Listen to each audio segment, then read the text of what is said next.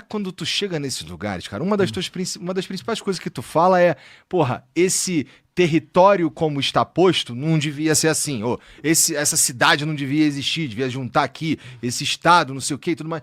Quando tu chega lá com esse papo, os caras não ficam puto contigo, não, cara? Eu acho que eles ficam, o político e a imprensa, vamos botar política e imprensa, a população concorda. É muito difícil uma pessoa resistir aos argumentos que eu tô trazendo. Então, quando eu vou numa imprensa nas cidades que eu falo que vão ter que ser fundidos, eu fiz isso em vários lugares. As pessoas estão falando, não, realmente faz muito sentido. Por que existe realmente uma prefeitura aqui? Quando se apresenta que existe uma prefeitura numa cidade de 3 mil habitantes, e aí tem que ter um prefeito, 9 vereadores, sei lá, 15 secretários, sei lá, 100, 150, 200 funcionários da prefeitura que não fazem nada, e não precisa existir quase ninguém desse time, você vai olhar, a pessoa, realmente não precisa, e minha vida é uma desgraça. Sim, eu poderia só juntar tudo isso, ter apenas um prefeito, ter 9 vereadores, em vez de estar juntando 5 cidades, ter 45 vereadores. Então é racional. A imprensa, ela, especialmente as rádios, ela tem audiência quando eu vou lá. Então meio que eles, eu não vou chamar o cara, é bom pra imprensa. E o jornalista, ele vai sendo convencido no processo. O político local fica com medo. O prefeito tem medo, porque ele fala assim, cara, é melhor nem aparecer aqui, porque o cara vai me xingar na rádio. Então eles só ficam quietos. E pra eles também entrou numa coisa que é muito boa, que se o prefeito local fala com a rádio pra rádio não me receber, eu vou lá e gravo um vídeo na frente da rádio falando, o prefeito não deixou. Então é melhor. Não, né? Acontece isso, né? Então não é... É bom. Assim, então eu estou fazendo isso e precisa fazer isso porque a gente tem que despertar as pessoas. Tem coisa que tu achou que tu ia falar que bateria impopular, mas na real a galera tá entendendo? Isso que você tá me falando aí, eu achei, porra, não, eu pensei que a população ia falar, tá maluco, cara? Isso aqui é minha cidade, porra. Tá falando que tem que acabar a minha cidade? Tu tá dizendo que é o contrário? Quem geralmente costuma ficar melindrado é o cara que tem benefício mesmo, né? Sim. Teve mais coisas. Por exemplo, eu vou no cidades do interior do Nordeste e falo mal do Bolsa Família. E falo, não dá para uma cidade ter, sei lá, 60%, 70% da população, dos domicílios, vamos dizer, vivendo no Bolsa Família. Vocês não podem viver assim, eu preciso ter uma porta de saída e isto não será mantido da forma como tá. As pessoas concordam, até a gente tá no Bolsa Família. Eu falei com mulheres agricultoras, olha, não, se tivesse um emprego seria melhor. Seria melhor, sim, entendi o que você tá falando. Tem um lance que, assim, a pessoa, por mais simples e humilde que seja, a pessoa não é idiota, as pessoas tratam o eleitor como idiota. Se eu falo pra pessoa assim, eu não estou mentindo pra você, não dá pra ficar nesse método que tá aí. Ele falou a verdade pra mim. Por mais que eu discorde, por mais que eu não queira no momento, no mínimo, esse cara foi sincero. Foi o que eu fiz na 6x1. Toda a direita foi a favor, fim da escala 6x1 junto com o PT. Votaram lá com o PT. Eu, como pré-candidato, fui o único pré-candidato que fui contra. E o Kim, como deputado, fez discurso. Eu vi. O Kim tem um vídeo, é só puxar, acho que tem 12 milhões de visualizações, fazendo discurso contra, um sucesso. Porque tem uma coisa, muita gente foi no Kim, discordo de você, tá, Kim? Você é o melhor deputado e eu discordo de você. Quando você é muito honesto com a pessoa, você pode falar o que a pessoa não quer ouvir, e a pessoa, no mínimo, vai te ouvir depois por outro assunto. O lance de você não enganar o eleitor tem lá suas vantagens. Uhum. Tipo, as pessoas que estão me seguindo, eu comecei a pré-campanha com 100 e poucos mil seguidores. Agora eu tô vou bater 1.600.000, acho que amanhã. Chega um público muito novo. Essas pessoas muito novas, elas concordam comigo sobre segurança, mas não concordam sobre outro assunto, concordam comigo sobre, sei lá, desfavelização, mas não concordam sobre educação comigo. Mas em todos os casos, elas estão vendo um cara falar uma coisa muito verdadeira na cara delas, não tratar elas como um idiota e topar brigar com ele. Eu vou te dar um exemplo. Você sabe quando você perde seus avós? Eu tava falando isso porque minha avó morreu agora. É quando você para de brigar com eles na mesa de jantar. Quando você tá com o vovô e o vovô, porque olha só, e você, não, você tá certo, vô. Acabou. O vovô morreu. Porque você parou de levar ele a sério, como alguém que tem uma opinião. A gente não faz isso com os eleitores brasileiros? Faz. A gente não leva eles a sério. Então assim, eu entendi, é Bolsa Família, que você vou te dar um Bolsa Família, aí fica tranquilo. É igual o Lula, não, pega um Vale Gás aí, você tem assinação, toma um Vale Gás aí. Não, que se eu tratar o eleitor, assim, eu tô dizendo, você tá errado, eleitor. O fim da escala 6x1 é um erro. E não é sobre 6x1, é sobre a gente fazer uma reforma que flexibiliza as relações de trabalho. Estão te enganando. Não, Renan, você tá errado. Eu falo, você tá errado. Mas tudo bem. Você não tá comigo nessa. Amanhã o cara tá concordando comigo no outro assunto. E ele fala, o Renan é de verdade.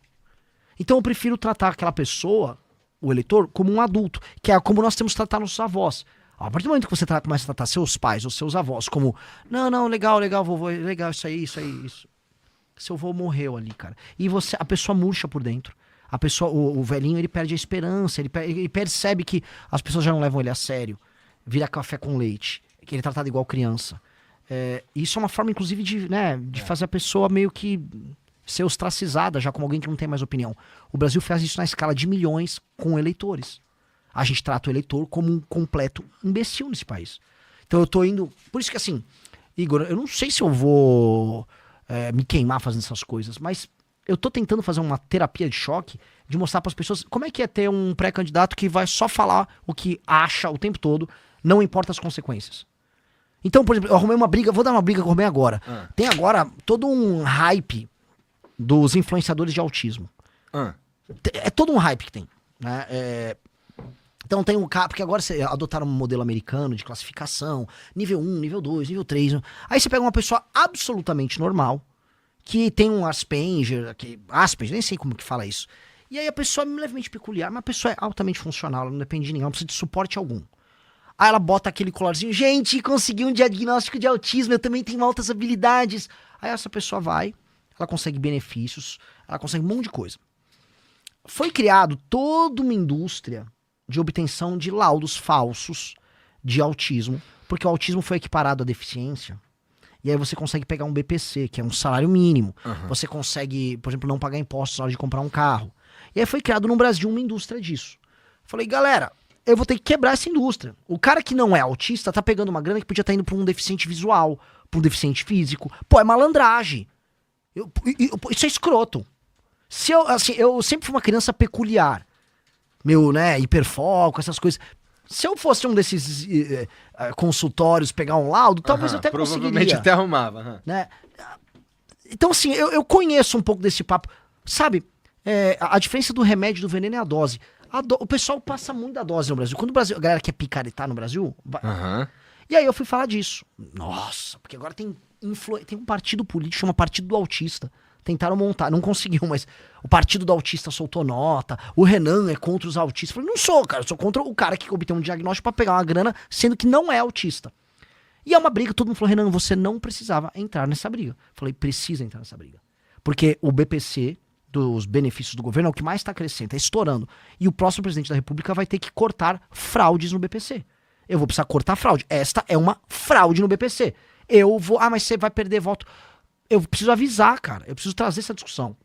Mas no fim, eu não acho que não vou perder voto nenhum. Eu não acho. Porque se eu for perder um voto de um malandro, que tá assim, o cara tem um... eu quero ter uma fraude. Porque esse cara já não ia votar em mim. Esse cara tá em outra, entendeu? Então, prefiro não pegar. Agora, o sincerice, ser muito honesto, ser muito verdadeiro na relação, é a única forma que eu vejo da gente quebrar esse jogo. Até porque eu diria que é o jeito diferente, né? Porque até agora todo mundo tentou fazer o oposto, né? É meio que, todo mundo falou até agora, já que tava todo mundo repetindo o que o povo queria ouvir até agora, Deixa eu falar aqui uma parada que talvez possa doer. Eu entendo, acho que tem até, eu não acho que você perde voto mesmo não, cara. Eu acho que, por algumas razões, uma até meio ruim, eu diria. Eu diria que tem parte que não lembra, sabe qual é? Infelizmente. Sim. Das paradas. Sim, mas é verdade. Né? Isso é triste. Eu preferia que o cara lembrasse de puta, não gostei dessa porra que ele falou, do que não lembro. Ou entendeu? Vai ter, a única lembrança que ele vai ter é a lembrança das últimas 48 horas antes de votar. Em que todo mundo quer parecer super-herói. Mas pelo tipo... Porque eu imagino, o tipo de construção que eu tô fazendo, ela é muito na cara. Se o cara pegar a raiva, ele vai pegar a raiva mesmo. É verdade. Agora, eu fiz um teste, né? Esse teste foi bem interessante. Eu fui na Marcha dos Prefeitos. É um evento que tem em Brasília. Em que os prefeitos do Brasil inteiro se reúnem para protestar, não para protestar, mas para reivindicar do governo federal mais dinheiro, para falar dos problemas deles, para definir quais são as pautas dos prefeitos. Um negócio quase como se fosse uma reunião sindical de prefeitos. E em ano eleitoral eles convidam os presidenciáveis para falar. Foi o Lula num dia, o Flávio no outro, o Zema e o Caiado no outro, e no último dia fui eu. Eu falei, cara, eu serei vaiado como se não houvesse amanhã. Eu sou o cara falando que prefeito que não entrega indicador de desempenho, ou seja, que não melhora a vida das pessoas, vai ficar inelegível. Eu falo que eu vou fundir um monte de cidade. Falo que cidade inútil tem que ser juntada já e que algumas tinha que ter um interventor. Eu rodei o Nordeste inteiro, não, quase todo o Nordeste, boa parte do Brasil, e gravo vídeos falando de cidades. Falei, aqueles prefeitos vão me encontrar, eles vão descer a porrada em mim.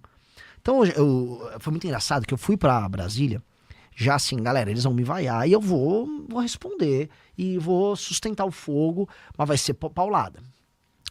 Tava lá já com a, né, como diria Pablo Marçal, com mindset, né? Tu tava de azul marinho? Tava. Tava. Aí tu tava de Pablo Marçal mesmo, Pior cara. que eu tava com a roupa meio marçalizada, assim, né? Enfim. Caralho, tá bom. Aí, mas eu fui com a cabeça assim, vai dar ruim. Mas vai dar ruim, mas eu vou sustentar o fogo. Vou mostrar que eu sou brabo, que eu sustento o que eu falo.